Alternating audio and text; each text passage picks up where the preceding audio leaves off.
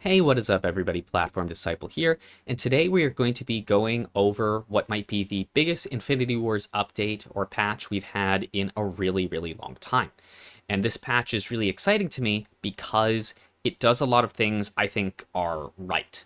That the community sets of really small cards that are interesting to existing players is a really great way to keep people engaged without turning the game upside down or putting a huge burden on the programmers, artists, game designers.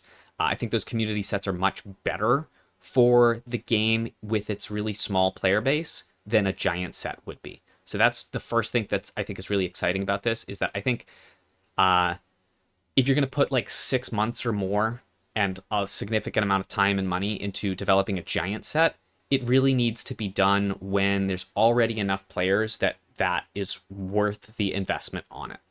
I think these community sets are good at kind of maintaining the existing excitement for the game with the small group of dedicated players that it has. So again, thumbs up for the community sets, really great. The other aspect of this is that this patch rebalanced a lot of existing cards that were frankly very underpowered. Infinity Wars is a very mature game, so a lot of strategies have really surfaced as this is what's viable, this is what is good, this is how you play the game, and it's very hard to shake that up. And for that reason, not only would having a giant set not have the kind of impact you might want in terms of freshening up the game, because you might release 100 cards, only 20 of them are viable, and those 20 kind of power creep things. But in addition to that, you have the underplayed cards that already exist. The gap between those kind of worse half of cards and the best half of cards gets wider and wider. And by balancing that kind of bottom half of cards that are not as played, that are underpowered, you close that gap a little bit. And it doesn't necessarily power creep the game as much because that gap is still quite wide between the cards that got rebalanced and the best cards, but it makes that gap less large, and that gap being less large is good.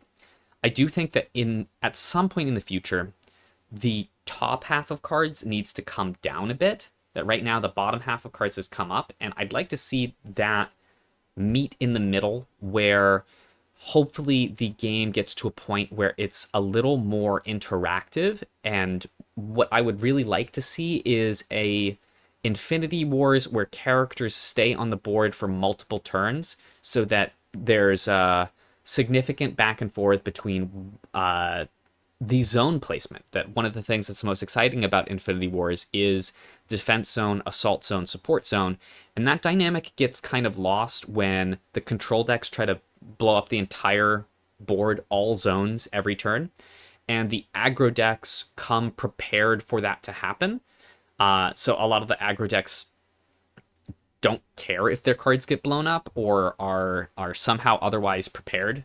Um, and I think that by meeting somewhere in the middle for power and maybe having a greater emphasis on characters that don't immediately impact the board or board wipes that don't hit every zone, you might achieve a more fun and healthy game.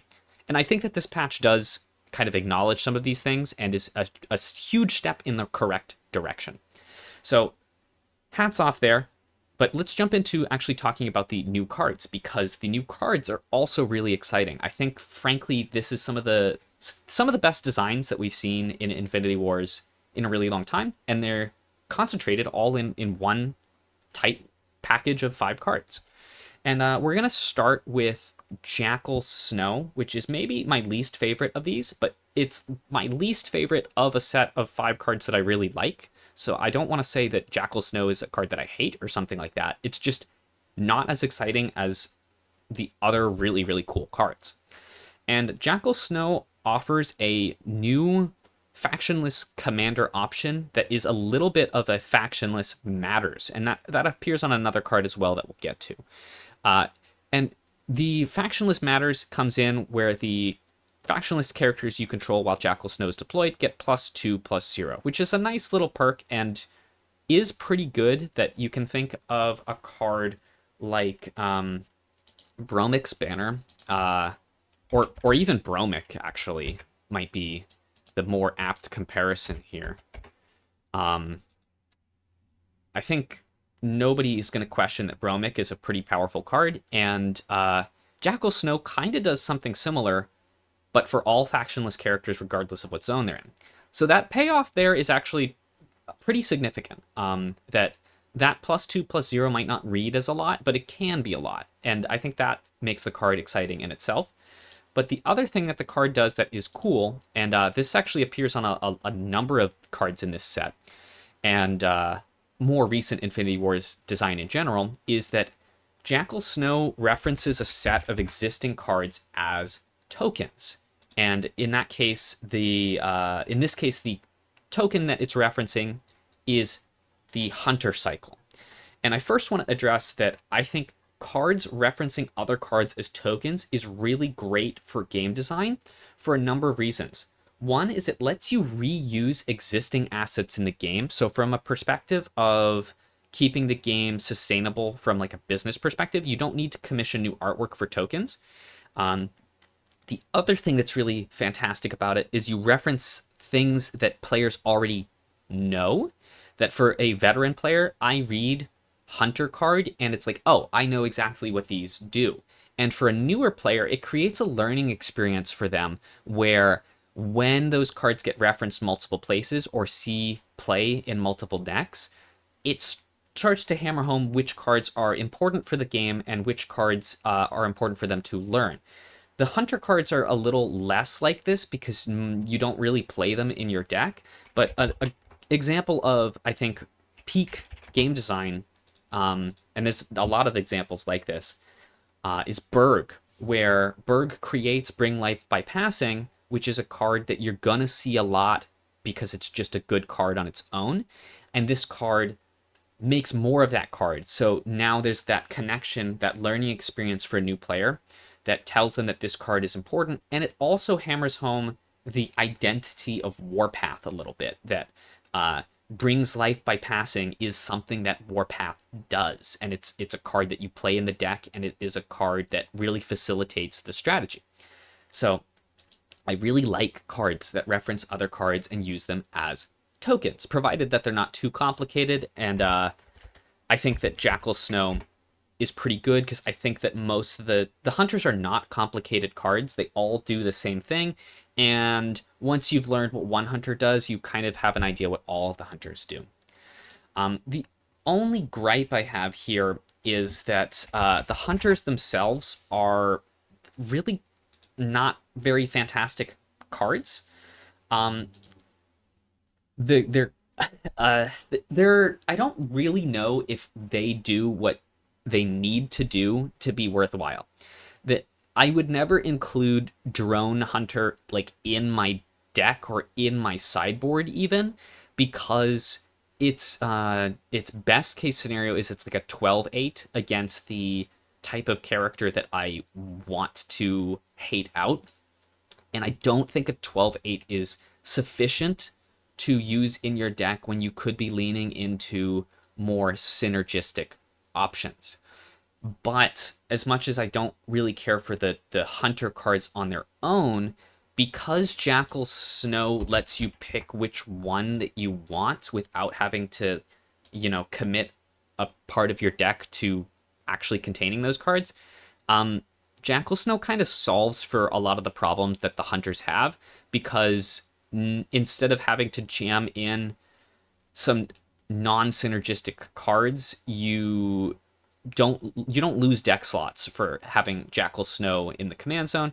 And then the fact that Jackal Snow also buffs the Hunters, I said that a 12/8 for 3 is not great against as like a hate card, but it becomes a 16/8 for 3, and it also becomes a 16/8 for 3 that doesn't require you to spend a card because you can just activate this from the command zone. Okay, and that's pretty exciting that Jackal Snow is this wild of a card, and it's not my favorite in the community set. So that's a really great low end for the community set. So let's jump into talking about some of the cards that I find even more exciting. And we'll go through here maybe roughly in order of like which I find most exciting. So we'll start with least exciting. And the next one here is going to be Writ of Resurgence. And this card is very hard for me to evaluate. It is kind of a Guns of Goliath because it gives all of your characters +2/+2, but you can't do it all at once because you have to play Writ of Resurgence and then you have to activate it on a different turn. It also gives lifelink, which is a significant advantage over Guns of Goliath. But what really makes this card interesting is the fact that you take your characters off of the battlefield, which is a huge risk, but it's a preemptive action, which means it can be used to dodge board wipes. And because it's one purity, that board wipe can be your own board wipe. So we can fire something off like a Yuan-Shi's Wrath, which I'm just going to pull up here. We can fire off a Yuan-Shi's Wrath and our Writ of Resurgence in the same turn and protect our own characters from our own board wipe. I think that's pretty cool. You can also dodge your opponent's board wipes, but there's a lot of synergies that you can play into. And I think the card that this reminds me of the most is Jinhai Dojo, which is a card that has been very powerful for a long time.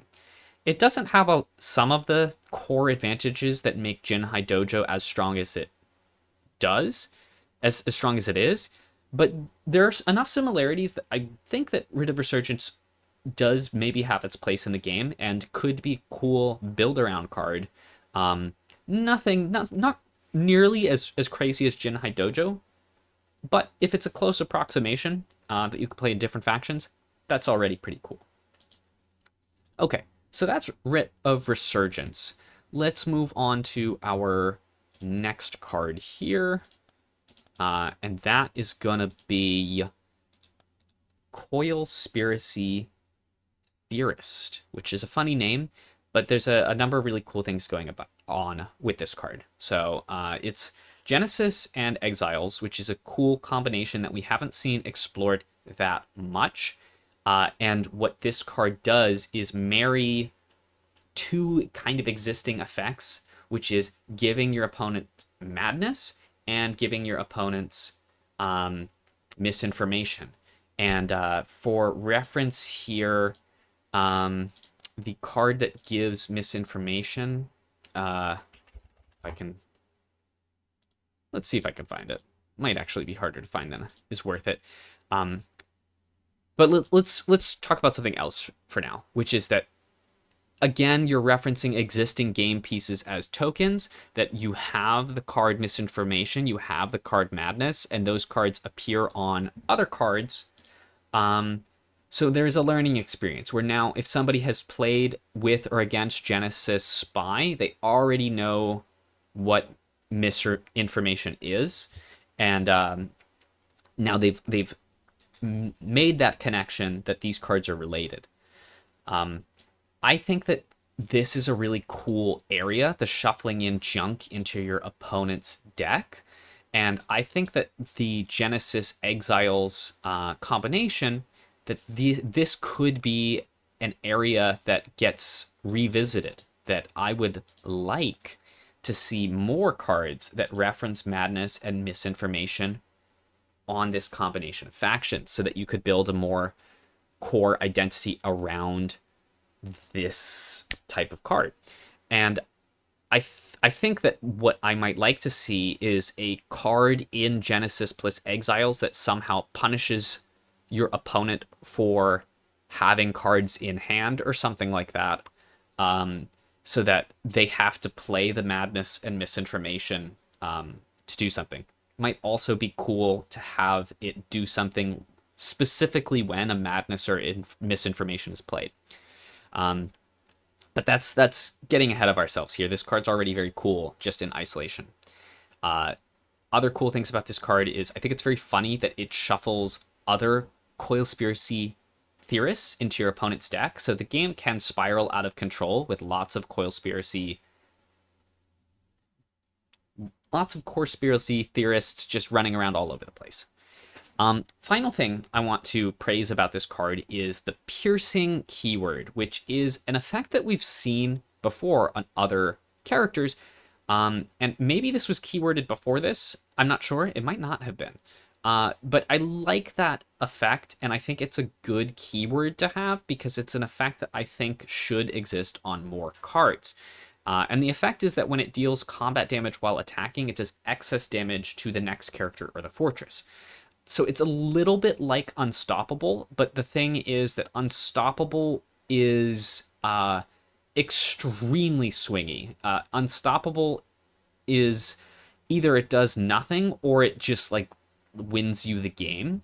And I think that having Piercing as kind of a light version of Unstoppable that can maybe be a little more relevant on smaller characters or be featured on larger characters without those larger characters becoming ridiculous is good. So I like this keyword. I'd like to see it more places in the future. Okay, next we have Corvain, the Crawling Rot. And I think this card is frankly very, very strong. I'm not sure, but this card has such a huge payoff for getting it into your graveyard because his condition to bring him back is relatively easy to meet. But what I like about this card is that it helps facilitate the type of gameplay that I think is most interesting in Infinity Wars, which is the ability to switch between Assault Zone and Defense Zone as options throughout the game. That this card can defend and die, so you can be playing against an aggro deck, and once it's in your graveyard, because this card is so good at defending, and it can come back if you get through a successful attack, your opponent who is on the aggro deck now has to consider, should they defend to prevent Corvain from coming back? So this card's very cool. I think that it is quite strong. It's also 1 purity, and its condition to make the card good is relatively low. So I expect to see this card a lot of places. I will certainly try it a lot of places. I think anywhere that you can get it into your graveyard easily, like if you're playing Exiles and can discard it, the card is really good. And I think it's also really good in any deck that uses a plethora of characters so that you can more reliably bring it back. Very exciting card. And last thing I will say about this is that when I first saw this card, I was like, isn't this just another really good Sleepers 2-drop? Doesn't Sleepers already have like lots of really good 2-drops? And the answer is yes, but Sleepers actually don't have as many 2-drops as I thought they did. Sleepers just have fewer cards than other factions. The difference is that like Flame Dawn has like 1 million 2-drops, but only a couple of them are actually like good. Whereas Sleepers has a lot of 2-drops that are all decent. And I think that what's exciting here is that Corvain adds another option that is meaningfully different than the existing ones. That you can make an informed choice about which 2-drops do I want to include in my Sleepers deck. Whereas the problem that I think Flame Dawn has is that you're probably going to be including the same 2-drops in most Flame Dawn decks with not that much wiggle room, because there's some that are just really good and others that just don't quite get there. So Corvain's awesome. And then our final card in the community set, and this might be, I think this is one that I'm most excited about, is Captain Andrews Survivor, which is our other factionless payoff card. And when you deploy Andrews, he creates 3 Soldiers of Fortune in your hand. And as a reminder here, Soldier of Fortune, again, another card that is already exists and is being referenced as a token. Soldier of Fortune is just a 4/4. I do think that generally referencing cards as tokens works best if there's reason to care about what those cards are. And this card is it's just a dude, but it does matter because of Andrew's other effect, which cares about running copies of the same card in your deck if they are factionless, which is that when Andrews is deployed and you deploy a non-unique factionless human character, you recruit a character of the same name. So if you include Soldiers of Fortune in your deck, Andrews making Soldiers of Fortune in your hand creates an additional payoff where you can be getting twice as many Soldiers of Fortune at half the rate. Even if you don't play other Soldiers of Fortune in your deck, you can use the trading post to put one of the 3 away and then play another one from your hand. So you get kind of like you get a little bit of a discount there, at least on the trading post activation, sort of. But anyways, this card's really exciting and gives you a strong incentive to play factionless in a way that just hasn't existed before. And there's a number of different human factionless directions that we could take this in. But I think the most interesting one, or the one that I would like to highlight the most, is going to be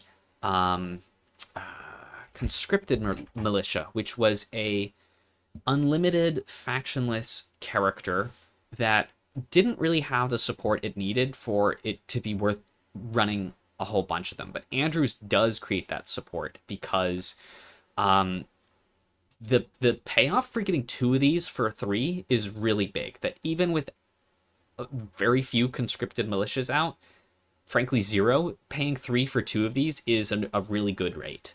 So I think that will be the most exciting place to play Andrews. But another place you can use Andrews is you can double up on Wealthy Nobles.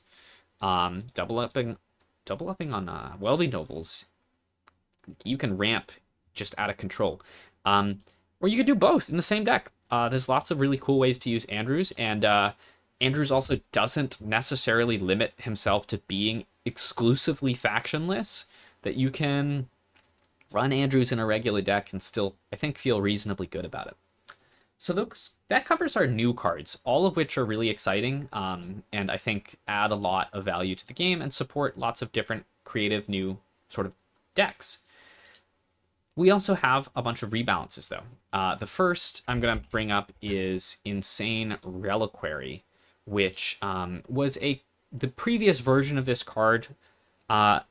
Frankly, it wasn't playable literally because it was bugged, but it was also, I think in most players' opinions, underwhelming. And this version reads as way, way better. Like way better. And I don't know how much better because I haven't tried it, but I think this card's really good now. So it costs 1 less now.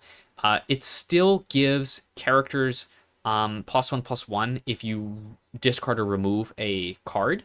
However, if you discard or remove an Insane Reliquary, you are giving a much larger buff. I think it's pretty cool. It's like a secondary Vanash in some sense. That has some benefits, some disadvantages. But Vanash, I think, is a pretty good card, and I think that seeing this in multiple spots, this does help further solidify this is what exiles do. Okay, and then we have a huge swath of stat changes to just like a massive number of cards, all of which are cards that have been kind of unloved. And one of the clear goals behind these stat changes is focusing on making some of these unviable commanders more viable. And Ancient Coil Superior Symbiote is not necessarily unviable, but the existence of cards that just can like snipe the command zone for damage, like Overcharged Bolt, these cards kind of prevent a huge number of commanders from being more viable, and it's hard to justify changing a card like Overcharged Bolt or Banish because they do play a key role in keeping some other types of commanders in check, but by keeping those other types of commanders in check, they lock out basically every other option that has 8 or less health in the command zone, which is unfortunate. And this patch has addressed this by adding health to a lot of characters so that they can eat one more copy of Lightning Blast. So next card on the list, we didn't talk about Superior Symbiote much, but basically it's that he can now be in the command zone and survive Banish. Next is Taiga Combat Reconstructor. I'm really excited about this. I have an Infinity bordered version of this card. I really loved playing this card. It used to be really broken, but it got nerfed into the ground, and this stat buff helps bring it back into line where it might be a little more playable because it no longer just gets obliterated by Flame Dawn Commando or Lightning Blast, and it might be able to survive on the battlefield to actually see its effect trigger a little bit, which wasn't really the case when it was a 3/3. Okay, and then we have both versions of Orion. So we have this one here. Now he has 10 health instead of 8, so again, he's surviving Banish. I think he's still clunky, but again, these are steps in the right direction. That the goal of these isn't necessarily to take the bottom half of cards and put them up to snuff with the top half. It's just to take the bottom half of the cards and help close the gap a little bit. That Orion Master Architect used to be just horrendous, and I think he's still not great, but at least he is no longer as bad as he was. Orion Master Engineer, I think, is a more interesting card because there are some fun, goofy synergies you can play into, and now you can play into those synergies without just getting randomly hosed by your opponent running Banish, which they're gonna run anyways because Banish is just a good card, and it just coincidentally happened to hose a huge number of commanders like Orion and Agent Coil, Superior Symbiote, and a bunch of other cards on this list. Next, we have Tigris. Again, falls into the same category. I actually really liked Tigris, and I was playing him before, but now, again, it helps him not get hosed randomly by these 8 damage, 4 damage cards that have no business hosing him, but might need to exist to hose something else. So, happy about that change. Next, we have Benoinen.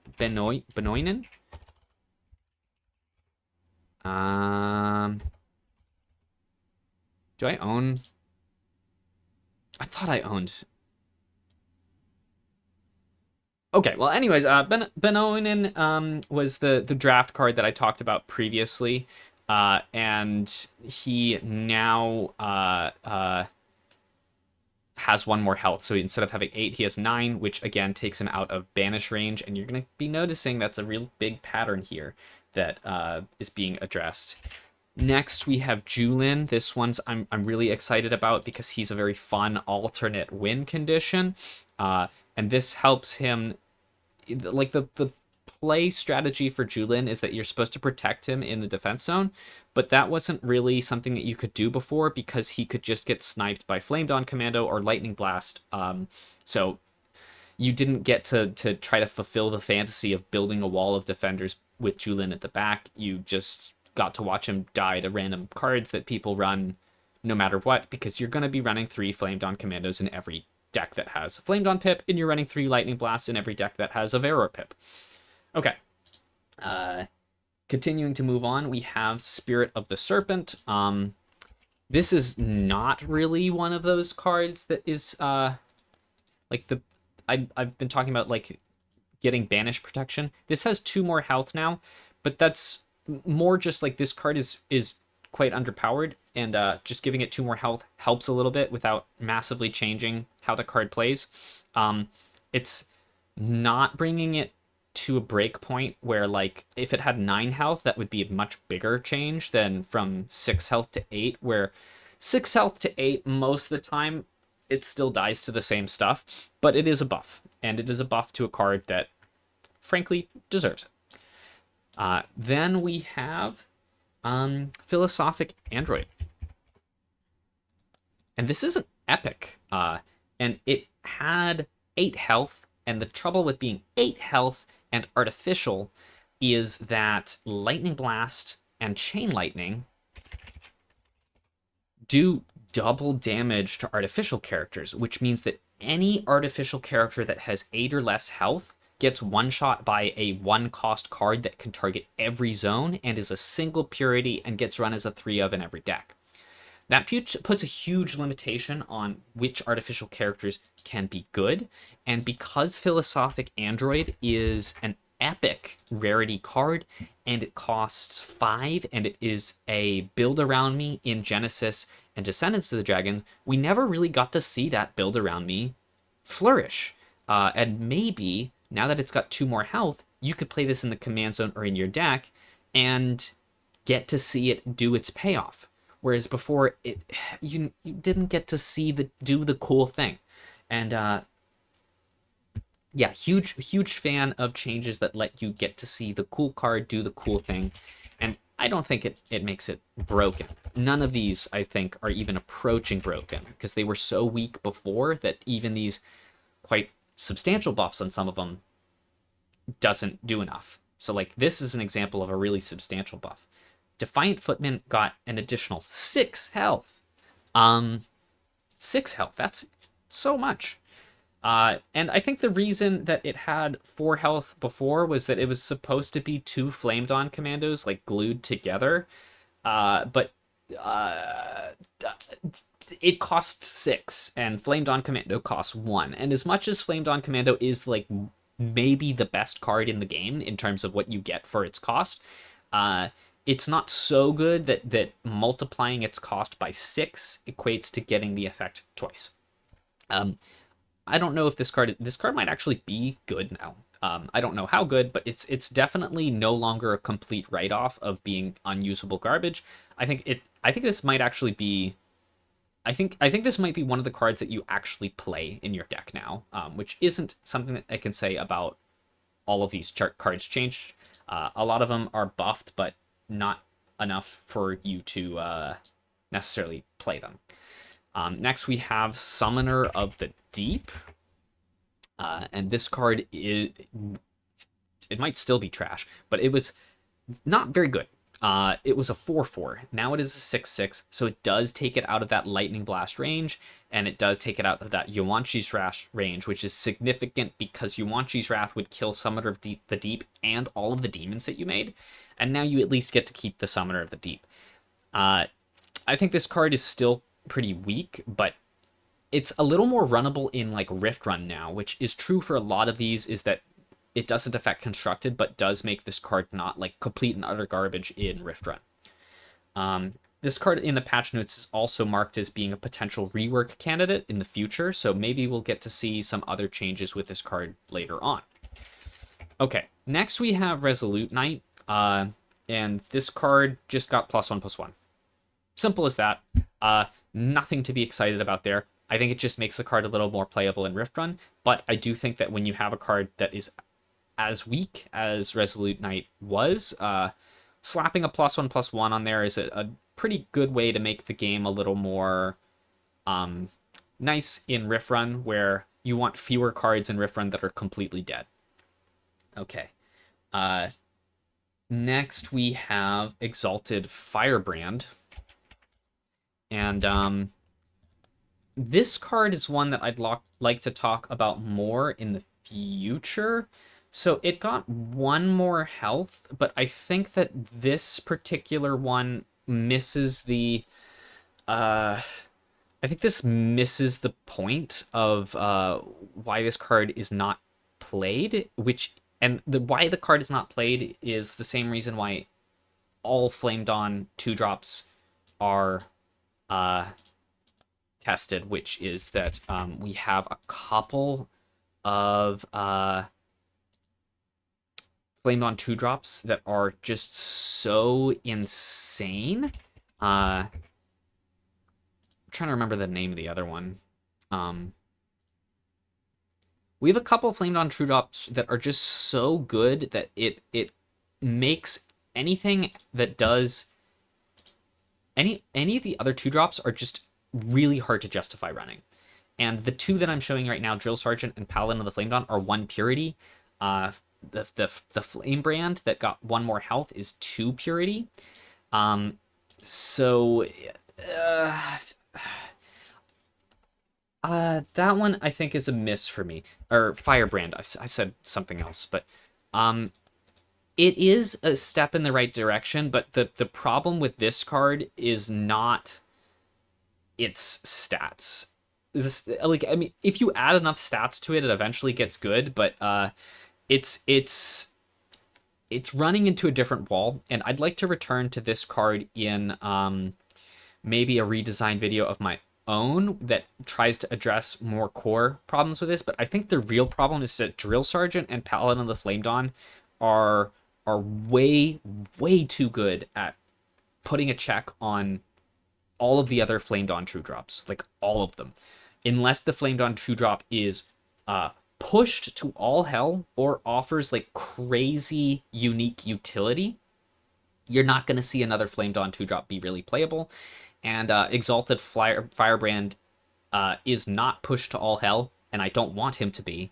And the utility he offers is only mediocre because I'd rather, instead of exhausting the opponent's character, just have my attacking character be big enough to just kill them outright, which Drill Sergeant gives you enough stats to do that, and Paladin of the Flame Dawn tends to trade up against most things that are going to be coming out around the same time as it. Okay, so that's moving on. That was a bit of a divergence. Next, we have Drone, which, again, this is a change that maybe helps Rift Run a little bit, but Drone is a vanilla character. Vanilla characters tend not to be very good. This one tends to be even worse because well, it's relatively easy to beat a 6/7 in Genesis with something like Alita, who adds +3/+3. This guy can also get +3/+3. I don't think you necessarily need powerful vanilla cards, and this is a fine change. It's just not a change that really changes much. But again, buffs to horrible cards are good, generally, because they might make them more fun for Rift Run. Similar kind of situation here is Unmanned Aerial Destroyer. Still just not ever going to be good, but he didn't need to be an 8/10. He's got +2 attack now. Little better for Rift Run. Has no effect on constructed play because this card is never going to be good for constructed play unless it is given absolutely obscene stats, and I don't want to see that happen. So thumbs up. This is the type of change that is correct for this card. Next, we have Resilient Slime. We have so many cards to go through. This is going to be a long video. Resilient Slime, which has 3 lives, and it is a 2/2 now instead of a 1/1. That probably doesn't change much, but it is actually not insignificant because there's almost nothing in Infinity Wars that has 1 health, which meant that this blocking almost never did anything other than just stall, whereas now it's got 2 attack, so it does kill some cards like Flame Dawn Commando or Flame Dawn Aspirant. So the Resilient Slime now can effectively block sometimes. Can effectively block really weak characters, whereas before it didn't. The difference between 1 attack and 0 attack is not that high, to be honest. But the difference between 1 and 2 is it can now kill Flame Dawn Aspirant. Not bad. And I think that the slime is one of my it's a favorite card of mine. It's just not a very good card. Next, we have Unified Protector. This is another card that I feel like is very strange and might need some kind of rework to address what's actually wrong with it. It's got 2 more attack, but the trouble with this card is that like I'm not sure what you're supposed to do with it. It's still really bad in Rift Run because it's super hard to get multiple copies of it. And in constructed play, you can at most use 3 in the command zone and 3 in the deck. And I'm just not sure what your goal is for this card. Maybe it's fun to somebody. It is a harmless buff, and harmless buffs are always fine. I just think that it doesn't let you live the fantasy of putting lots of unified protectors in play, which is what the card wants you to do, and you still can't really pull that off. Maybe the card will see some other kind of support somewhere else. Okay, next we have Varus, one sec. Various, Master of Choice. And this is a card that I've really not ever seen play. It's a really interesting card, and this buff adjusted his stats so that instead of being an 8/8, he is now a 10/12, and that again takes him outside of being able to be one shot by banish in the command zone. I don't think that this necessarily makes the card viable, but it makes it so you can run it in the command zone without getting randomly hosed by staples that are used in almost every deck. So again, a huge awesome change there. All of these cards that were previously commander candidates but were not viable now are palatable. I don't know if they're good, but you can actually try running them, whereas the 8 health commanders before weren't even worth trying to run, and that was the big problem. Next we have Infested Scavenger. Again, another command zone option that got randomly hosed by Lightning Blast. This one, I admit, is the one that I am kind of most scared about, because I think this card was already kind of decent. But I think that this buff will help you better analyze how good the card actually is, because one of the troubles is that it got hosed by Lightning Blast before. But the trouble was that made its highs and lows very separate, where the high end for Infested Scavenger is your opponent is not in Veror and you just get to do the thing. And the low end was they are in Veror and you just lose your commander on turn 1 and then you're playing half a deck. Now we'll get to see how does this card perform when it is consistent. All right. Next we have Power Starved Revenant, which is a card that I kind of said I think this card is not really exciting. I think it is still not exciting, but it went from being a bad French vanilla card to this is now a good French vanilla card. It used to be a, let's see, a 10/8, which meant that even if you overcharge it, it was like barely playable even in Rift Run. Now I think it's actually a pretty solid pick in Rift Run. Like I can imagine taking this relatively frequently in Rift Run because it's just a good amount of stats for its cost, I think. All right. Next we have Field Engineer, which is another card that was, again, affected by kind of the random everybody's running things that do 4 damage. This used to be a 4/4, so it used to not really be able to fulfill its niche. Now it's got enough health that you can actually have it go into the defense zone, maybe even survive an attack, and it doesn't just get randomly blasted by Flame Dawn Commando. Very nice change there. I think this card's really fun. I don't think it's great, but I'm very happy to see it in a state where it is more close to doing what it's intended to do.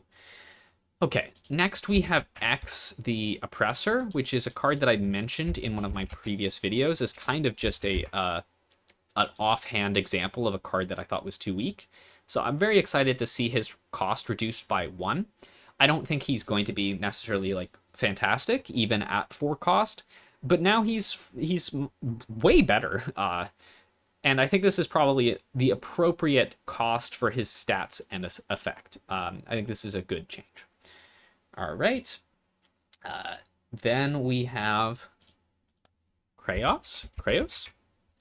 Another card that was just overcosted. I think he's quite good at 5 cost.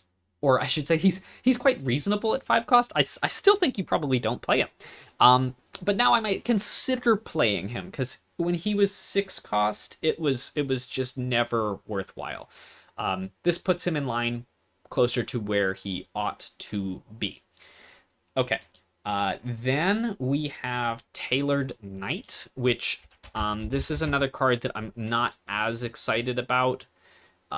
because I feel like there might be ways to make this card more interesting, but if you're going to make it a French vanilla, I guess this is fine. It used to have shield, and it was a 10-4, which was bad because it's a 3-drop with 4 health that doesn't immediately impact the board, and therefore when it gets killed by Flame Dawn Commando, you are just put massively behind. This is a little better, even though it's got less attack, because barrier is a better keyword than shield most of the time. There are matches where shield is going to be better, but not many. But I think this card is still pretty underwhelming. But maybe you will play it in Rift Run a bit more, so that's fine. But I feel like the hybrid cards have the opportunity to be a little more exciting because they can be the marriage between two factions, and Barrier is a fine marriage between Flame Dawn and Genesis. It's just not a very exciting one. Then we have Pilgrimage Monk. This is a welcome change. Pilgrimage Monk used to cost 3, but it didn't really matter how much it cost because when you're playing it in the command zone, it just comes into your support zone off of its effect. But at 2 costs, this makes this a little bit more of a viable pick in your main deck in Rift Run, because a 4/6 for 2 is far more reasonable than a 4/6 for 3. And then you can potentially use its effect if you'd like to. It's a little more. I think this is appropriate for the card. Cool change. Surprising one, but welcome, I think. Then we have Tech Knight. This I think this change is pretty big. So it's an unlimited character. You could be playing this with Andrews potentially.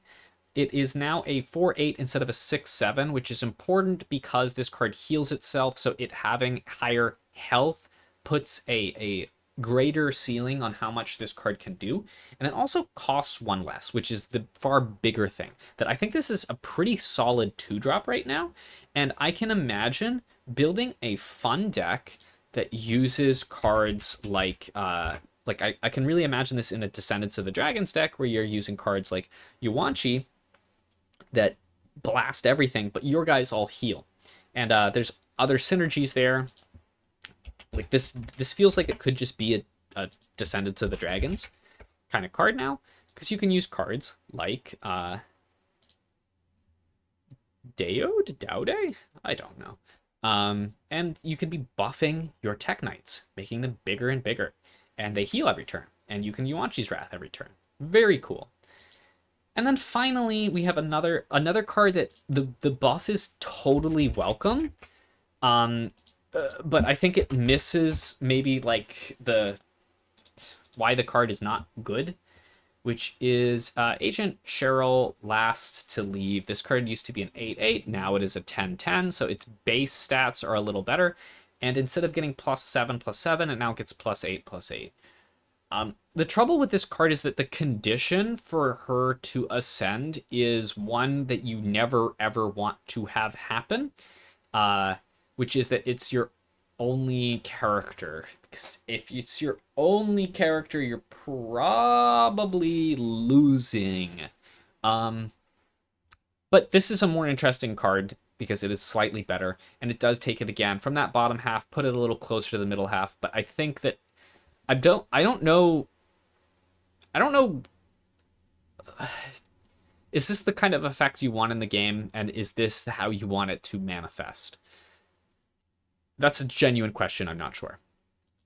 Okay, so that covers most of the rebalances, but there's some more because this is a huge patch, which is the Swarmers.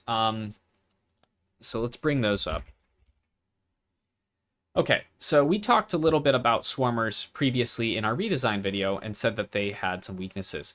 All of the Swarmers now have 3 morale cost that previously had 4, so they have lower morale costs. Next is Sentinel Swarmer. Has its morale from 8 to 6. So, again, just a decrease in morale. Welcome change. It's fine. The Swarmers are so weak that any little buffs they get is pretty much welcomed. Next, the biggest one, I would say, is that Swarmer Broodlord now can pick any faction. So instead of being 2 factions plus factionless, you now have access to that much more potential in terms of variety and strength of cards that you can include in your deck. It also has 6 more health, so Swarmer Broodlord is more appropriately statted for a 4-drop, and in a pinch you can throw it into the defense zone or the assault zone because it's just got reasonable stats. That extra faction pip is probably the biggest thing that is going to help Swarmers be a little more viable. I still think even with all of these changes, they might still be a little weak, but there's a lot of room to experiment in terms of what factions you want to associate Swarmer Broodlord with. Okay, next we have Tranquil Swarmer. This card now costs 2 less. That's pretty big. This was easily the weakest Swarmer before, and now it is worth considering whether you're going to run it. I don't know. Vigilance is a hit or miss, because often Vigilance can be a drawback, because you can just be signing your characters up to die immediately. But the stats for the costs are now a little closer to what they ought to be, so it doesn't feel as awkward. We also have Blazing Swarmer has gone from 5 cost to 4 cost, and this effect is actually really, really good, like really good at 4 cost. So I think this card went from not running it in Swarmer decks potentially at all to this is now one of the most exciting Swarmers in terms of adding a lot of power to that deck. Then finally we have Ascending Swarmer, excuse me. Now has twice as much stats. It used to be a 5/5, now it's a 10/10. Those stats are far more appropriate for it being a 7 cost. 7 cost is still very high, but now you don't feel stupid for paying the 7 cost because like your fail case isn't nearly as horrible. And then we have one more change, which is Caretaker of the Swarm. This card used to be a 4/4. Now it is a 3/7. So it takes it out of Lightning Blast range. It also costs 2 now instead of 3, so you don't have to run it in the command zone necessarily. You could put it in your deck and feel okay about it. Very much another welcome change.